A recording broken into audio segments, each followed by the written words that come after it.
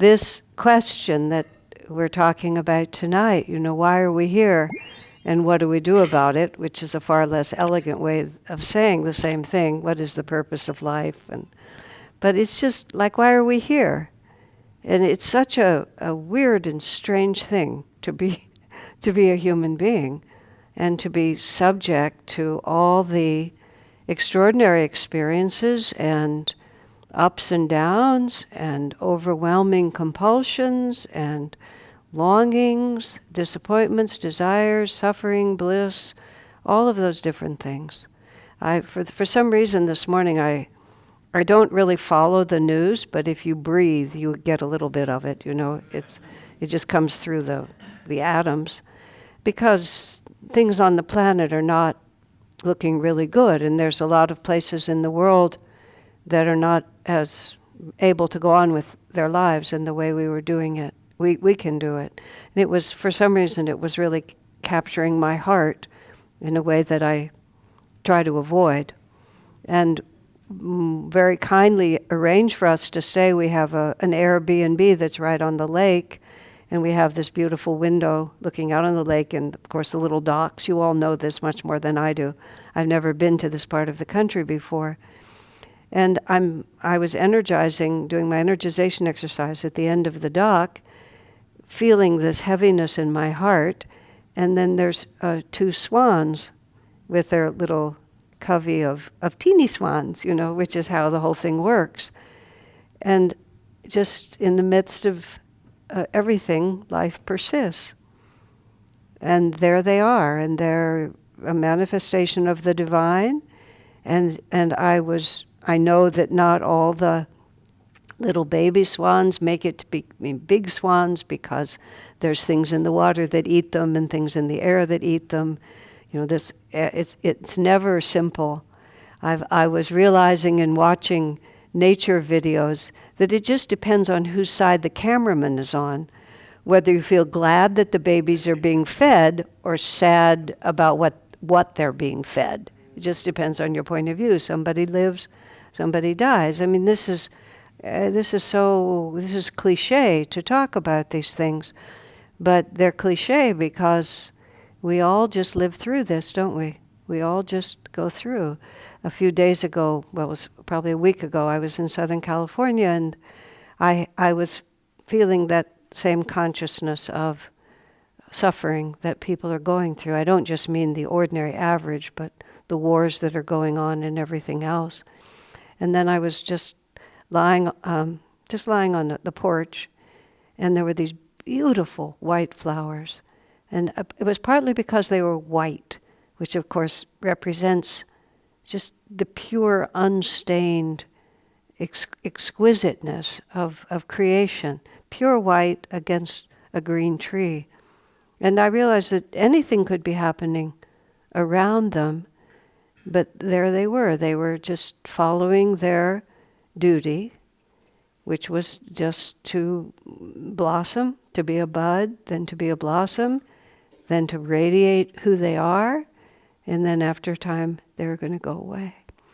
In the community where I live in Palo Alto, which is actually an apartment complex that is not 100% Ananda residents, but the majority of residents are people who meditate or are on our path, and it's a very lovely place to live. And there's the buildings are quite old and the apartments are simple, lest you get a misunderstanding, but it's on a beautiful piece of land with trees and so on. And right near the manager's office, there's this rose bush, and climate is changing, and the California seasons are, I can never quite keep track. But after all the other roses had blossomed, very high on this bush, higher than my head, one great big rose. And everything else was finished. This was the only one. And I was just standing there admiring and communicating with the rose.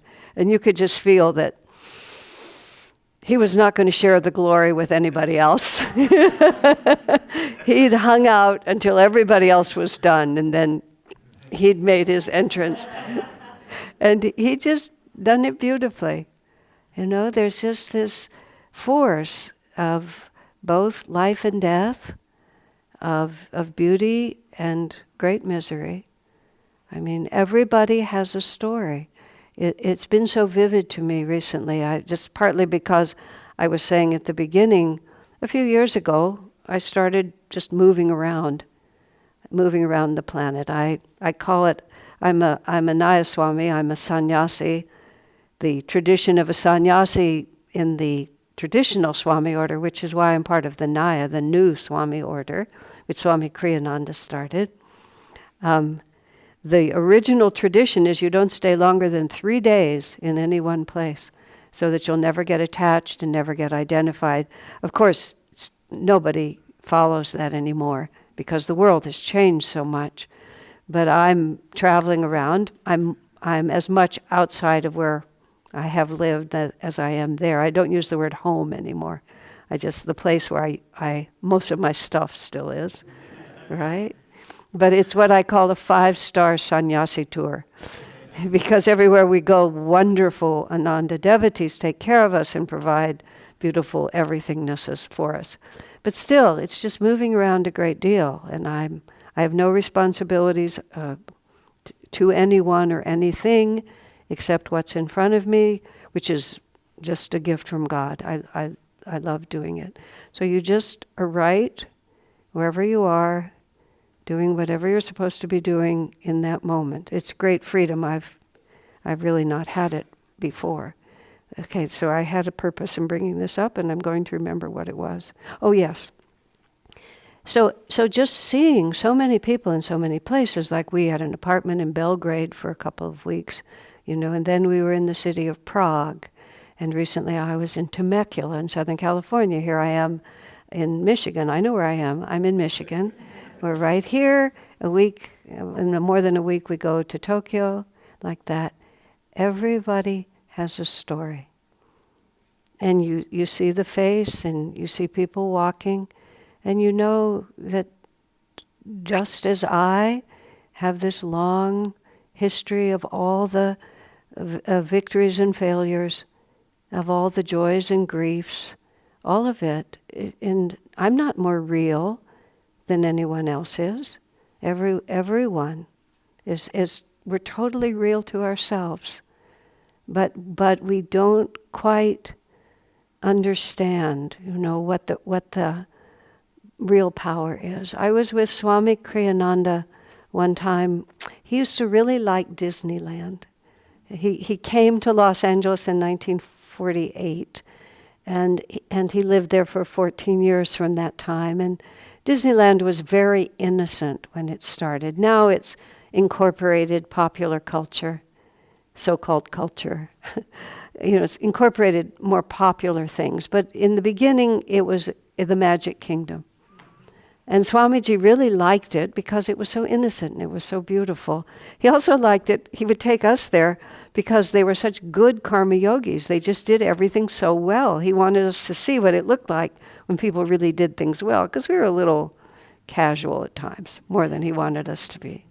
But we were there once, and we were taking our places on the sidewalk for the electric parade. I don't know if they still do that now. Technology has advanced so much to just pin lights onto your costume is probably considered just so primitive that they don't do it, but that's what they did then. And so we were on the sidewalk getting our places ready because it was getting to be dusk and it was going to happen. There was about maybe 12 or 15 of us with Swami. He was doing some big programs in Los Angeles, and then we stayed an extra day to go to Disneyland. And all of a sudden, which was what would happen with him, he was extremely natural. There wasn't the slightest bit of pretension around him. He was just a friend. So we were always at ease with him. But every so often, the word is bhav, which is spiritual mood. His spiritual mood would just shift, and you'd always have to sort of respond when that happened. And it happened, and he looked out over these hundreds of people, and he said, imagine not merely loving all these people, which is really how we think about it. Usually we try to open our hearts and be sympathetic and have empathy and all of that. He said, imagine not merely loving all these people, but being as much in their consciousness as you are in your own. In other words, just knowing them from the inside. And in this memory, there was a Japanese couple with a couple of small children pushing them in carriages. So whenever I think of it, I see this Japanese couple and their children, and I try to think for a minute, what is their story? Can I see the world as they see it through their eyes? And when he said that, it just moved all of us into this bhav that he was feeling. And right there, we all just sat down on the sidewalk and started meditating. And it was not that common for something like this to happen, but we were just all so moved by the very idea. So right in the middle of all those hundreds of people, this little square of yogis is all, like this.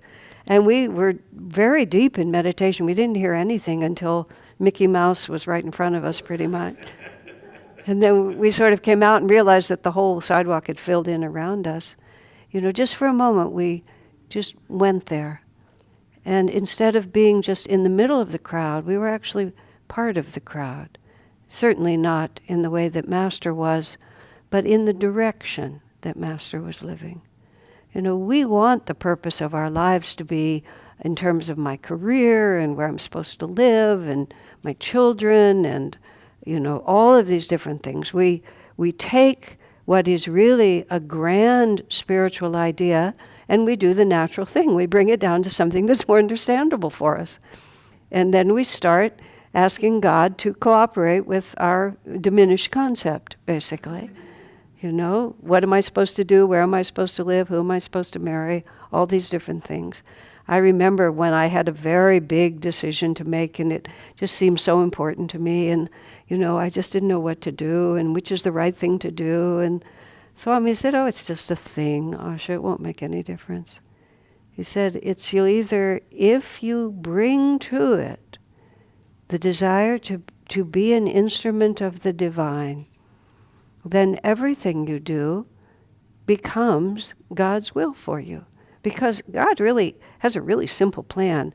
A lot of the time we get so confused because we offer these prayers thinking that there must be one answer to it. And it doesn't really matter that whether or not we love God in Michigan or in Bora Bora in Tahiti or whether we love God in Los Angeles, the operative words are loving God. And where we take our consciousness is not the issue. Now, yes, of course it's true. We have affinity for certain things. And many ways are easier. When Swami Kriyananda was a young monk with Master at Mount Washington in Los Angeles in those very first years, they were building, I think it was India Center, one of Master's buildings there. And Swami, as a strong young man, they made him a carpenter. And basically he was horrid. Just absolutely horrid at it. It wasn't anything that he had any affinity for. And he worked for some weeks or months on this building project. When he was finally given another assignment, he said to the construction manager, well, gee, I learned a lot. And the manager said, did you? It just wasn't what he could do. So when he was put into a job of answering people's questions and grading their exams and responding in letters, he had an affinity for it. It flowed.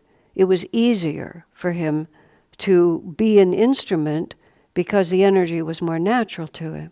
So we are realistically karmically inclined in certain ways. And it's not necessary always to do the horrible things. Just because we hate it doesn't mean that God wants us to do it. I myself fell into that, which is an easy thing to fall into. The Catholics who've been at this for a long time actually have a word for it. They call it over-scrupulosity, where you begin to doubt, if I feel it or want it, it must be wrong.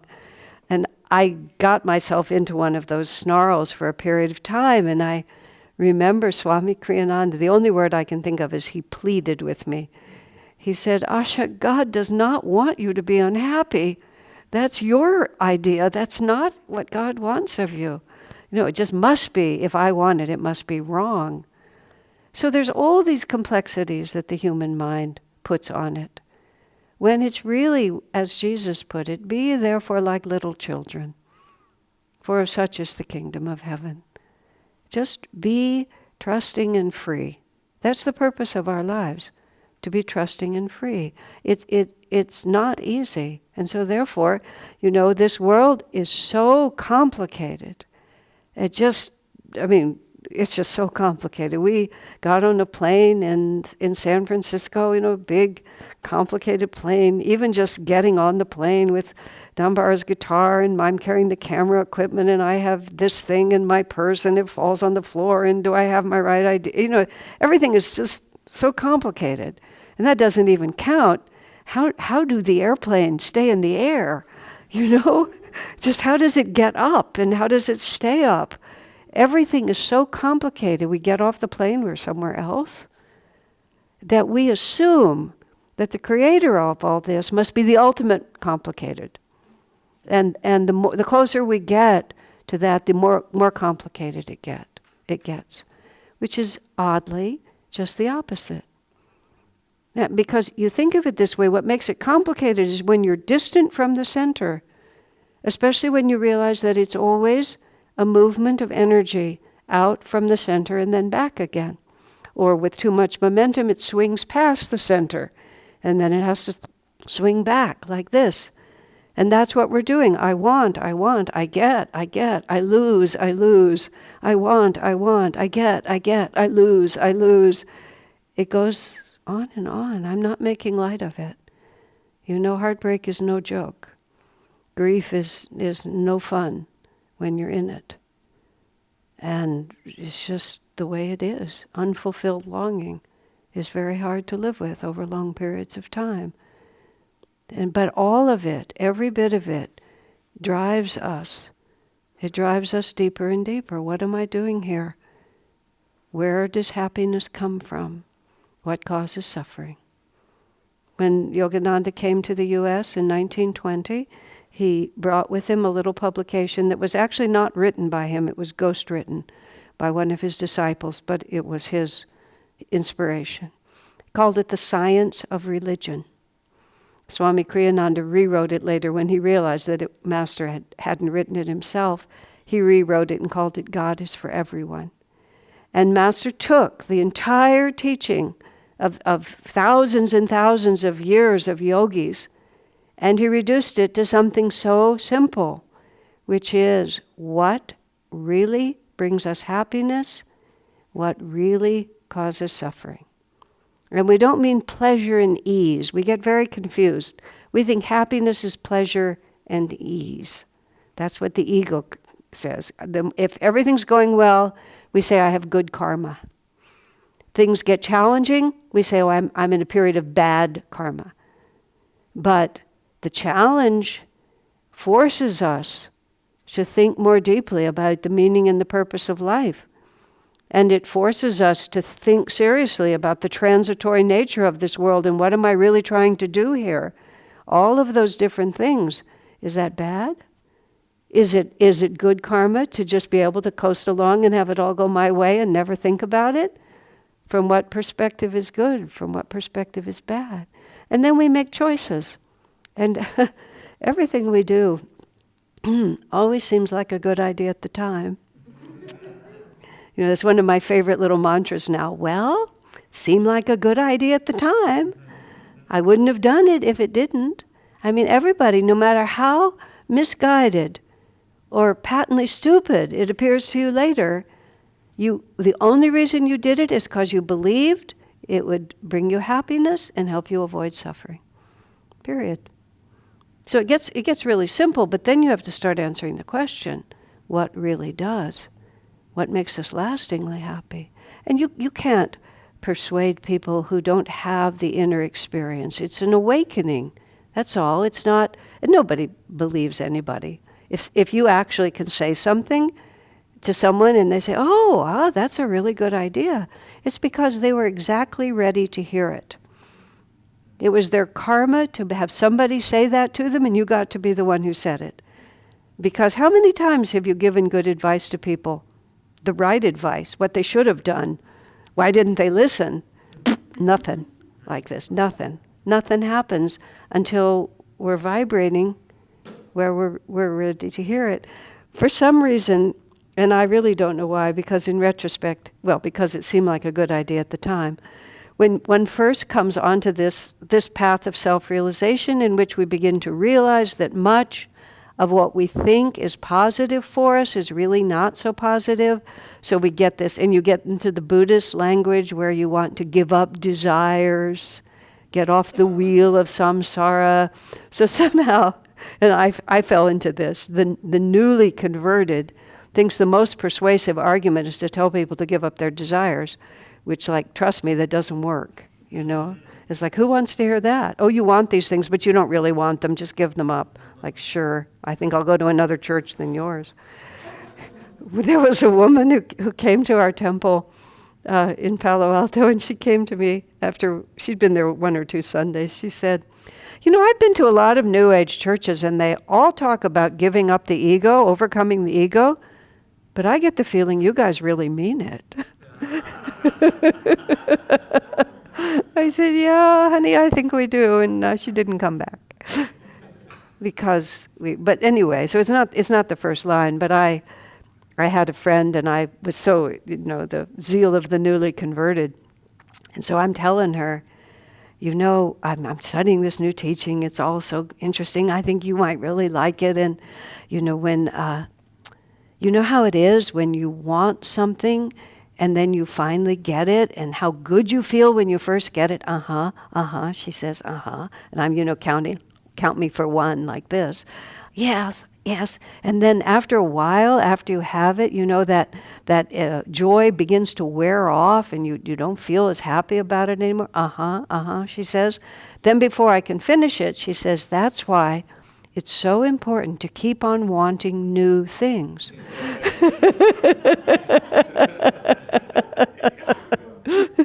Oh, oops. But that's what reincarnation is. Yogananda said something that's actually quite chilling. He said, the reason we keep reincarnating is not because life is a disaster, because it isn't for most people. I mean, yes, I think we've had some humdingers, and we have some almost unbearable events often in every lifetime. But he said, it's not because it's a total catastrophe, it's because it almost works. And so when it's over, when we're in the astral world, looking at the scene, talking to our guardian angels, talking to our masters, you know, I'm not quite sure how it works, but it's something like that. Or even when we're at the end of our life, just reviewing the whole story before we shed the body and go on. We think, you know, I did great, I had a really good career for a while, you know, but boy, was my spouse a lemon. You know, it's like, I just really don't want to have that spouse again. But the other guy, maybe his brother, maybe the one my sister married, now he was a good one, or she was a good one, so I'm just going to fix that little thing. Or the climate was really bad where I was living, or my mother-in-law was really unpleasant. So I'm just going to fix that little thing. And so then we make a list, and we come in and we just adjust it a little over here, because we don't realize that it's the whole idea. We don't understand the purpose. We think the purpose is to line it all up according to the preferences, the likes and dislikes of my heart, according to the preferences of the ego. And bear in mind, let me explain what ego is. Ego is not an enemy. Everybody has to have one. Ego is the individual divine, the spark of divinity, identified with limitation.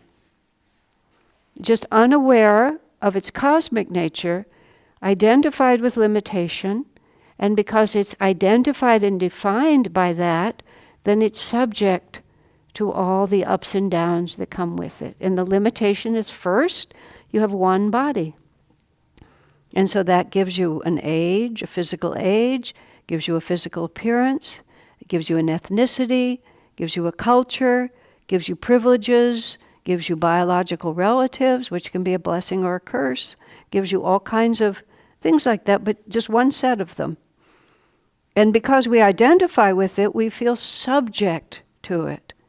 If they're nice or they're not nice, if it works for me or it doesn't, and then we start getting our happiness or our suffering in terms of what happens to this limited entity. And everybody, to some extent, is identified with that. Even a master. Yogananda had to know which body was the one he was supposed to keep going. And he described it like, he said, when I see the personality, I have to assume that's how, from what level is he speaking? When I incarnate and see the personality, I have to assume, at first it's uncomfortable, like a heavy overcoat on a hot day. He said, but then I get used to it. But toward the end of his life, when he was closer to leaving his body, which was the period of time when Kriyananda knew him in the last 3.5 years, he said, Master sometimes would say, Swami talked about when they were together at the desert retreat, Yogananda was writing his commentary on the Gita. He had Swami Kriyananda with him to help. And sometimes in the evening, he said they would walk around in the compound. It wasn't a garden because it was out in the desert, but walk around the compound. And sometimes Yogananda would hold on to Swami's arm, and sometimes he would stumble. And he would say, I forget which body I'm supposed to keep going. Isn't that just wonderful to even contemplate? Because it wasn't because he was unconscious. It was he was in all bodies. He was equally in everybody's story, and then he would lose track of the one that he was supposed to keep going. Anandamoyi Ma said she had to ask her devotees whether she'd eaten or not, because she couldn't find the individuality sufficiently to know. That's where we're going. And what happens to us, you see, is we suffer for a while. The second stage of spiritual growth, which is actually compares to the caste system in India in its pure form, not in the social oppression form. But the second caste is Vaishya, which is merchant. The archetype is merchant. And the merchant consciousness is really good. I'll give you a lot. I'll give you real value as long as I get a good price back. Right? So it's a trade. It's transactional. And when we first when we first awaken to our purpose, which is to be attuned with God and to be instruments of God, it gets a little transactional. I'm going to be on the path and now I'm going to be happy. I'm going to be on the path and now everything's going to go well for me. I'm going to be on the path and when I pray, by God, God's going to listen, you know. And if he doesn't, well, we're going to reconsider our position, aren't we? As if we had leverage. I mean, really. Somebody put it to me once, I loved it. It's like when we come into this world because we want it to be a certain way, we write out this contract with a lot of conditions. You know, these are the things that are going to happen. This is what it's going to look like. And we spend a lot of time like this. Then we sign that contract. And then we're here on this planet, whatever planet we're on. Master said there are lots of planets to go to, but this is one we're on. And then when conditions on that contract are broken, we shake that contract, you know, at the divine. You know, here, look. And then God points out that he never signed it. There's one big signature on there, and it's just mine, all mine. You know, it's not going to be his story. It's just going to be our story. That's the Vaishya level, where we're going to be happy because we're going to control the whole environment. And that's a step up from not being able to put out enough energy even to try to control it. So we're progressing from just sheer dullness. But we try that. We try that for a really long time. And we just keep trying to just make it work, put it in order. And what happens is real simple. Like, how's that working for you? You know? And things happen, which was what I was talking about earlier about heartache. I mean, wars happen, economic collapses happen, governments turn really, really negative. I mean, really awful things happen. And of course, then there's always old age disease and death, which is what caused Buddha to renounce the world, because he suddenly found out that the fate of everyone was old age, disease, and death. And then you just realize it's just not going to happen. I, for some reason, when I was about 18 years old, I just had this really intense experience of what I imagined to be my own death. Not the actual physical dying, but my deathbed, and I'm going to be leaving. It's very interesting. At that point, I literally did not even know anyone who had died. And subsequently, because of the enormous family that I have and other things, I've been at the deathbed of, a number of people. And interesting, my imagination when I was 18 was exactly right. Even to the point of having my friends around and kind of chatting over my body, just what I've seen when there's a long vigil and the family's there and everybody's talking and, the person is dying but everybody else is also processing or going through what's happening.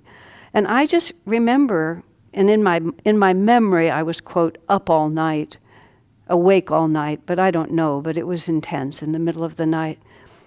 And it's only because I know that reincarnation is true, and I know that I've been a yogi for a long time. I found the path when I was 19, and I met Swami Kriyananda when I was 22. The moment I saw him, literally, when he walked into a room, I just knew that was it. This was my pole star, this was my life. I never looked back. That's been a long time. I just never looked back. You don't do that unless you're just picking it up where it's just like I stepped into the astral world and stepped out of it again, and it was the same trajectory. I thank God every day. So when I was 18, this was part of it, but what it was I realized whatever I did with my life, I was going to be at that point. And at that point, and I've been very well taken care of in my life, by everybody. I've always been well taken care of. So I imagined there would be lots of people who loved me, who would be there saying goodbye to me. But I could feel no matter how much they loved me, I would be alone. All that I would have in that moment was my consciousness, and the quality of that consciousness was the only thing that would matter. Only thing. Which, of course, I couldn't, as a consequence of that, I dropped out of college. What could I do? There was no path that I could follow that I knew about that would make that moment what I wanted to be until I met Swami. And then it was just like, oh, this is it. My purpose in life is to expand my consciousness, to increase my awareness, to just know more about, guess what brings happiness and what causes suffering. And everything else is a detail. Everything else is a detail. We're either practicing and trying and living and experiencing and asking that question, will this take me upward into the light, or am I just going in circles and just keeping myself small? And these are not like big decisions. These are just very small decisions. Like, what kind of courage do I have? Just the other day, I was going into a secondhand store, and there was a character out in the front who was asking for money for somehow the word sandwich was in there, or maybe he was talking about shoes. I don't remember. He looked like he'd been through some tough times, and I sort of first just walked past him, and then I always sort of ask, am I supposed to give him money? Because especially, these days you see a lot of panhandling on the streets, but when I first went to India was where I first saw it. It's just like some people you're supposed to give money to, and some you're supposed to walk by. It's different. So I walked into the store and I realized, no, I owe this guy some money. So I found the money and I walked out. And I gave him the money. But here was what's so interesting. I didn't take the time to really look him in the eye and connect with him. And it was just like, oh, I gave him the money, but I was just in a hurry. I was thinking about something else. It still hurts my heart. I've had to pray for him. I have no idea who he is, and I don't know what he really did with the money. None of that. But it was like there was an inward command, and I was just too busy to think about it. You know? So it's not like it's big. It's like, are we present? And what are we thinking of? Oh, I was thinking of the silliest things. You know, I wonder if in the store they'll have this little so-and-so that I'm looking for. Like, who cares? And of course they didn't. Even if they had, I'm sure it would have dematerialized as soon as I failed to look at that man properly. You know, it's like I was out of tune.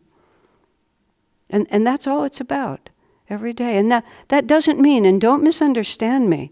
Now, because a friend of mine does an Instagram account for me, so I get to say a lot of things, and so I get lots and lots of protests. You know, everybody, people just spend time not liking what you're doing. The obvious question is, why are you listening to it? Like, really, clearly, if you dislike it this intensely, why are you listening to me? But they argue about not being sincere, not being authentic. You know, because every truth can be corrupted by misunderstanding, people have become very cynical to think that there's no such thing as truth. And it's very unfortunate. Sometimes we try to respond to some of these people because they're in a lot of trouble. But the fact is, it's not like we always have to pretend. Pretend to be nice, to please people, Actually, I was just looking at the book, Mike, that you just put out, and I saw the ways of dealing with crisis, and you had one I'd never seen before, which was the fawn. Fight, flight, freeze, or fawn, right? And I'd never thought of fawn before. Fawn is just try to make nice with everyone so nobody will bother you, right? It's very astute. I'm going to be quoting you for a long time, thank you. Because it's, let me just a moment now, let me find the thought again. Yes, this is not about not being who you are. This is not about looking good. That's what I'm trying to say. Because guess what?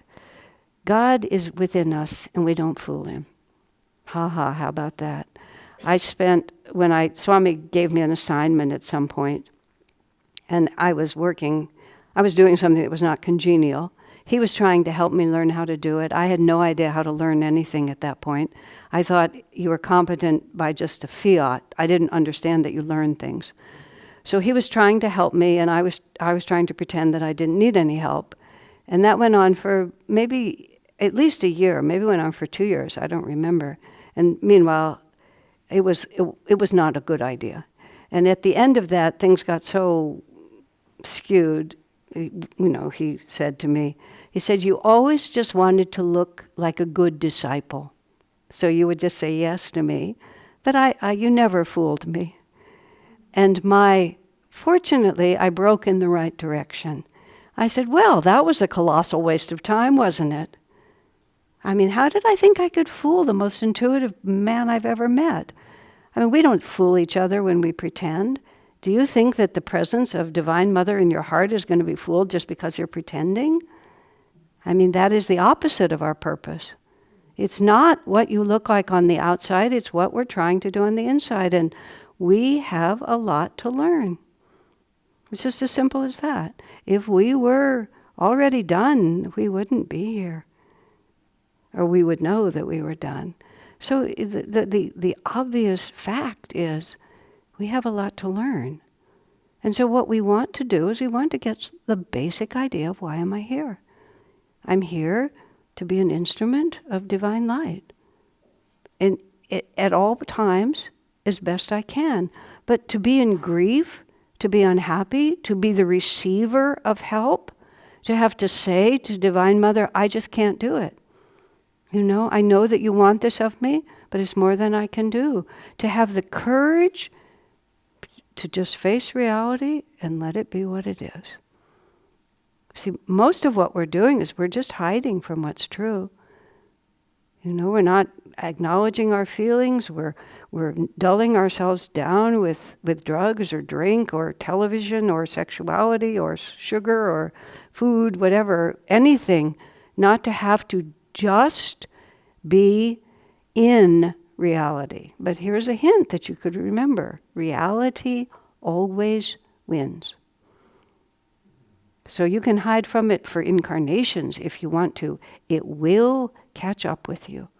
That's like what Swami said to me. I always knew, well, that was a waste of time, wasn't it? You know, this is the simplicity. Be ye therefore like little children. What are little children like? Why does he mean that? You know, we were at the airport, and for some reason, a lot of children were coming to Detroit on the same flight that we were on. A lot of really adorable children. And, you know, they're just so completely what they are. Right now, they're happy to, you know, in the next second, they're utterly stricken. They just feel like life is over, and whatever little thing they just lost, it's clearly the end of everything forever. And then somehow or another, they get coaxed out of it, and then they're fascinated by the little rumpled piece of paper on the floor, or whatever it might be. They just are what they are. I mean, there's 1,000 reasons why Jesus said that, but that's one of them. I just am what I am. And that's the beginning of being able to really be guided, is that we have to be really willing to say, you know, I can only do what I can do. The reason I lamented that I didn't go back to that man is I was perfectly capable of doing it. You know, but there have been things asked of me, a number of things in my life, some of them still very ongoing.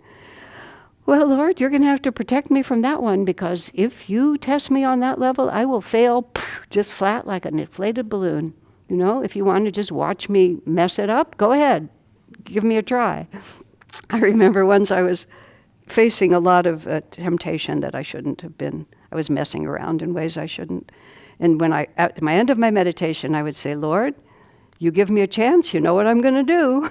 The only hope for us to get through this day is that you have to not give me any opportunities to misstep. And then I say, and I also want you to know that as soon as opportunity comes to me, I'm going to rescind this prayer.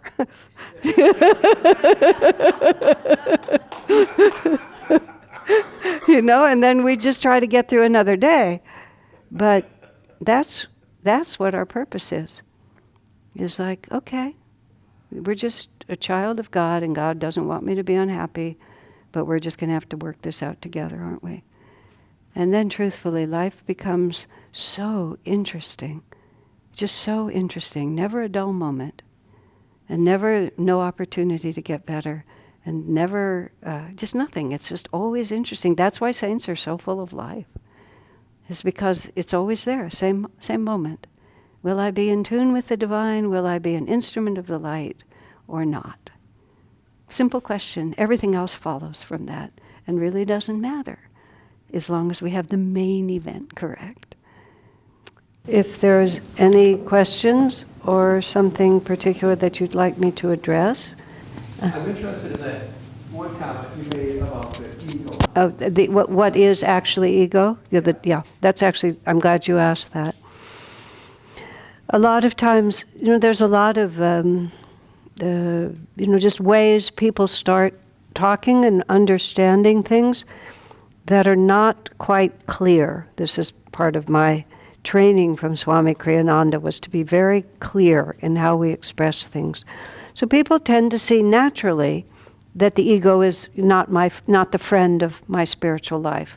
I was even quoting that woman, you know, many people talk about overcoming the ego, but you all seem serious about it. So it makes us start thinking that ego is something to be crushed in a certain way. And when that thought gets too strong in our worldview, I see people end up being at war with themselves. And they're always sort of divided between what they think of as spiritual and what they think of as ego, and it gets very, very confusing. So the actual way that Master and Swamiji express this is so much more subtle and so much more helpful. Master defined ego simply as the infinite self identified with the limited self. And so it's simply an error of perception Now, bearing in mind, once you incarnate in a physical body and have taken on this limited form, you have to identify with it sufficiently to treat it properly. Meaning, even just simple things. You have to eat correctly, you have to exercise, you have to be mindful of how you appear and how you act in the world. It is not spiritual to repudiate that level of responsibility. It's a level of responsibility that's given to us, is to identify sufficiently with the limited form that we both treat it respectfully and properly and make it an instrument of higher consciousness. But the error of what real egotism is when we forget that this is just one aspect of our nature and that the limited form is not who I am. What causes us excessive suffering is when we become so identified with limitation that everything that happens to us we take so seriously. We become such an exaggerated center of reality that we can't perceive anything else. And this is the question, what causes happiness? What causes suffering? If we don't properly relate to our limited responsibilities, then our lives don't work. We don't have a place to live. We don't have good health. We don't have money. If we haven't paid enough attention, it's not spiritual to not be responsible. But it also becomes out of balance and a denial of reality to think that the only reality is what I want, what I feel, what I think should happen. And that's when ego gets out of hand. And so we just need to work with it in a way that's proper. It's like, because the ego defines good as ease and pleasure, it can have a very exaggerated response when ease and pleasure is interrupted by necessary life experiences that are going to expand our awareness. So where mistakes come in and where I get disputing comments on Instagram is when it's not balanced. So think of it like this. When difficult things happen to us in life, as they inevitably will, and this is an image that I think works. If your hand is painted black because of grief and heartbreak and failure or all the things that happen, and we take that hand and we place it like this over our eyes, then everywhere you look it's black. Your eyes can be wide open, but everywhere you look it's black. If you take that hand and simply stretch it out in front of you, it's still true what happened to you. And this is what I mean about being authentic. It was still tragic. You still are deeply disappointed in yourself. You still lost something you really wanted. It's just as black. We're not saying, oh, everything that happens is perfect. It's just all right, whatever happened. No, many things are awful. And many people are evil. And people do betray you. It happens. It's black. But if you put it here, it's exactly the same size. And it's just as dark. But just setting it there, all of a sudden there's a whole world around it. And so this is the individual self having its experiences. And it's just the same. But what we do is we expand our awareness so that our sense of self-definition and identity is not just with the limited experience of this one. It's also, just oddly, as happened to me this morning, oh, look at that, those two beautiful swans and their little babies. And you could just feel all the passion with which they're going to try to raise those babies and everything. It was really beautiful. The white flowers that I was looking at last week, they were absolutely exquisite. It didn't change the war in Ukraine. It didn't touch it. But I could see that. I could see a context around it. All of the spiritual path is increasing your awareness. It's a very simple concept. And all of growth, if you think about it, on every level, is an increase in awareness. We didn't realize that something was there, and then we become aware of it. A child picking up a spoon does not know where its mouth is, or even if it knows generally where its mouth is, it can't find it, right? The oatmeal's on its head, it's in its ear, because just sort of becoming aware of how you get the spoon to the mouth. And as the child learns it, you're so proud of the child. Look at that. I had a little friend, he was about 3. His mother kept an extremely orderly house. And I came over to visit once, and he took me upstairs. He was so excited. He wanted to show me something. He had a drawer in his bureau, and he pulled it open, and inside of it were his socks, very neatly arranged. And he pulled it open. He looks at me, and then he just screams, "Socks!" like that. And then he pushes the drawer closed, and then of course we can't see the socks. And then he communicates, this is all nonverbal, but he communicates that you are not going to believe this. And then he opens the drawer again, and then he screams, "Socks!" He was becoming aware that every time he opened that drawer, there were socks in it. And to him it was just like a miracle. But we're really no different from the point of view of the saints. When we begin to understand that every time we calm ourselves down and really open ourselves to the divine, joy, No, we say, no, suffering, problem. I'm not worthy, I'm not deserving. But then we just gradually become aware that, that's also true. But if you open this drawer every time, you're going to find your loving Divine Mother, maybe weeping with you, but just always holding on to you like that. So does that help? It's Swami Kriyananda used to say, I never identify as Swami Kriyananda. Swami Kriyananda is an event for which I am responsible. Isn't that perfect? And if you are responsible for the event, you have to do it well. You can't do it badly because other people are depending on you. Much is required. But to say that I am that event is quite different than I am responsible for it. That puts it in the right balance. That's what the ego does. It's responsible. You have to be responsible for the event, which is you. But you never want to believe that that's all you are. Okay? So, another question? Is there one? Yes, sir. Well, Asha, I don't have a question, but I'm really happy to meet you. That's nice. Because you're the reason I decided to take Kriya to Ananda. Really? I'm so glad. In about 2015, I understood that it would be something that could be good for me, but I wanted to be sure I was in the right place to take the initiation.